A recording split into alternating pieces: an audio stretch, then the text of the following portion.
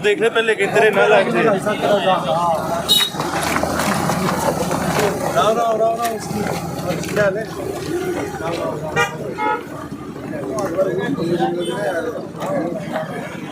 जो उधर देखा था उधर से ये सारा पानी इधर जा रहा है और ये तकरीबन हर साल दिक्कत आ रही है। ये लो लाइंग एरिया पड़े हैं और ड्रेन है, ड्रेन की न ढंग से तरह सफाई और सरकार की तरफ से कोई फिक्स मुआवजा भी नहीं है। इसका कोई मुआवजा नहीं। सबसे बड़ी दिक्कत यही है जिसकी वजह से आप 22 तारीख में देख लीजिए सबसे पहले इसके लिए कोई मांग उठा के ना मैं पूरी उठाऊंगी। अरे भाई साहब कोई चढ़ाई नहीं मैं तो पीछे भी गया था नारले गांव में, मैंने कहूँ था विधानसभा में तो मैं ढाल लूंगा और कोई मंत्री अड़े फिरता देखिए उसने तो हम घेर लियो जो लाओगे जल्दी काम बढ़ेगा। नहीं ये चिंता अपना इसके अंदर मैं कोई कमी नहीं आई। हाँ तो आपका भी कोई सवाल है भी ठीक नहीं है। भाई साहब 2 बजे आज जी हम लगभग 12 गांव के अंदर गए और उन सभी गांव में हमने जाने का काम करा भाई जो बाढ़ से पीड़ित है, खासकर जो ड्रेन की ओवर फ्लडिंग है उसकी वजह से जहाँ पर भी नुकसान हो हम सारी जगह गए। चौधरी अभय सिंह जी विदेश गए हुए थे, जब उनको इस चीज़ के बारे में पता चला उनका स्वयं मेरे को फ़ोन आया कि भाई अर्जुन तूने जाना है। और हम सीधी हमने एक मांग रखी है जी, सरकार से भी हम रखने का काम करेंगे कि देखिए जी यमुनानगर के अंदर प्रधानमंत्री मोदी की रैली हुई थी और जब वो रैली हुई थी तो किसानों की ज़मीन जो है उस टाइम अपने कणक की बिजाई हो रखी थी वो पहले काट दी गई, तो मुआवजे के तौर पर उन किसानों को 50,000 रुपये प्रति किला दिया गया और सरकार की तरफ से दिया गया, सरकारी खाते में से दिया गया। तो भाई अगर सरकार प्रधानमंत्री की रैली कराने के लिए 50,000 मुआवजा दे सकती है तो भाई जो पानी और ये कुदरत की वजह से नहीं खराब हुआ है, ये आप देखो ड्रेन की फ्लडिंग की वजह से हुआ है, तो यानी ये सरकार ही पीछे से पानी छोड़ती है जब सरकार को अच्छी तरह से पता है कि इसकी वजह से क्या नुकसान हो सकता है।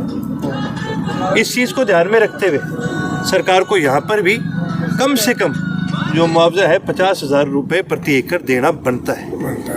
साथ ही साथ तो जी ये बड़ा कारण है। दूसरा सबसे बड़ा कारण आप ये ले लो जी, आज के दिन ठेके का भी रेट कहीं 50,000 है कहीं 60,000 है। जो जमींदार ठेके पे ले रहा है ज़मीन उसकी पूर्ति कैसे होगी? 2 बार उसने फसल लगा ली, दूसरी बार लगाई हुई फसल खराब है। और आपको भी पता है जी कि आज के दिन बिजाई का खर्चा जो है वो बहुत ज़्यादा बढ़ चुका है। किसान की आमदनी पहले ही घटती जा रही है और अगर किसान को 2 बार बिजाई करनी पड़ जाए फिर चाहे वो फसल सफल हो या ना हो उसकी आमदनी नहीं होती। अब तीसरी बार जी बिजाई कर भी लेंगे तो इसकी क्या गारंटी है जी कि जो पहले का खर्चे लगे वो हमारे पूरे हो जाए। इसलिए जी संगठन के तौर पर यह हमारा फैसला है कि विधानसभा के अंदर भी हम इस पर सवाल उठाने का काम करेंगे और सरकार से हमारी यही मांग है और सभी साथियों से भी मैंने यही कही है, प्रति एकड़ कम से कम मुआवजा जो है 50,000 रुपये प्रति एकड़ होना चाहिए। अर्जुन जी जब भी सत्ता पक्ष से सवाल करते वो कहते कि किसानों का भला बीजेपी नहीं कर सकती तो कोई नहीं कर सकता, फसल बीमा योजना है जो प्रधानमंत्री देखिए जी सवाल तो जवाब तो देखो जी सारे के पास है, पर ग्राउंड पे क्या हो रहा है क्या नहीं हो रहा आप पत्रकार साथी हैं, आपको भी ज़्यादा अच्छी तरह से पता है। अगर बीजेपी कहती है कि भाई हमने किसानों का भला कराया दिखा दो, अगर बीजेपी कहती है किसानों का हमने भला कराया है और हम ही करेंगे तो हम तो कह रहे हैं जी करो भला, 50,000 रुपये दे दो मुआवजा, बात खत्म।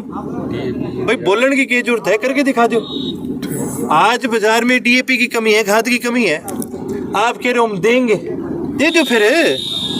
भाई देंगे और देने में फ़र्क तो है ना, तो कहने और करने में बहुत बड़ा फर्क है। सरकार करेगी तो मान लेंगे भी सरकार है हितैषी है, पर अभी तक सरकार ने करा नहीं है तो वो चाहे कितना मर्जी कहते जाए जी हमें विश्वास नहीं। अर्जुन जी विधानसभा सत्र शुरू होने वाला, कांग्रेस का कहना है कि महंगाई, बेरोजगारी, कानून व्यवस्था, जो सर्कल रेट बढ़ाए, ऐसे कई मुद्दों को लेकर घेरेंगे, तो इन्हें लोग की क्या तैयारी है? पहले कांग्रेस वाले से ये तो पूछ लो भाई तुम बैठोगे कि भी नहीं बैठोगे, फिर वॉकआउट करके भाजोगे। विधानसभा में बैठती कहीं कांग्रेस? जब गवर्नर एड्रेस होता, बजट सेशन चला था, पूरी विधानसभा में आपको पता है विपक्ष के कितने विधायक बैठे थे? एकला था। कहाँ थी कांग्रेस? तब नहीं उठाया था हमने मुद्दे हैं। ये बताइए यूँ गम में बैठे हैं कि थारी सरकार बननी थी, घोड़े बाज गए, रथ खत्म हो लिए, यो तो यूँ सदमे से बाहर नहीं निकले। मैं तो आपके माध्यम से कहूँगा पुड्डा साहब, आपको एक विपक्ष जो विपक्ष है मजबूत मिला है सदमे से बाहर निकलो और अपनी भूमिका अदा करने का काम करो। आप नहीं करोगे तो हम कर रहे हैं और हम पूरा करेंगे। कानून व्यवस्था को लेकर क्या कहेंगे? तो पहले अवैध चौटाला को धमकी मिली, आप दिग्विजय को छोड़ते हैं। पहली बात तो ये अपने आप में दर्शाती है कि आज प्रदेश के अंदर कानून व्यवस्था कितनी खराब हो चुकी है। हमने लगातार इसके खिलाफ आवाज़ उठाने का काम करा है और आगे भी आवाज़ उठाने का काम करेंगे। और केवल यही नहीं, आपको पता है जुलाना में सरकार का, बीजेपी का पूर्व मंडल अध्यक्ष था, उसके बेटे को गोली मार दी गई। आज तक उसको इंसाफ नहीं मिला। आम आदमी क्या करेगा?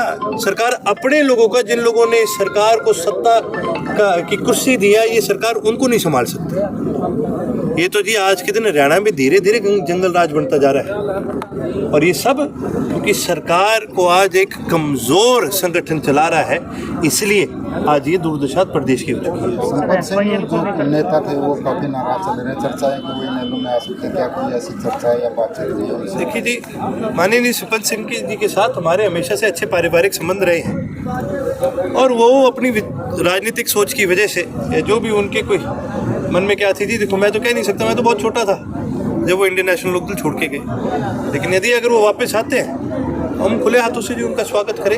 हमारे पुराने हैं, हमारे बड़े हैं, आदरणीय हैं, लेकिन ये फैसला जी ना तो आपके कहने से ना मेरे कहने से ही उनका फैसला है। एसवाईएल को लेकर के मीटिंग हुई थी मुख्यमंत्री की पंजाब के और हरियाणा की, क्या लगता है हरियाणा को एसवाईएल का पानी? देखिए जी, मिलना एसवाईएल का पानी हरियाणा का हक है और वो पानी का सीधा सीधा फायदा भिवानी जिले को सबसे ज़्यादा हो रहा है।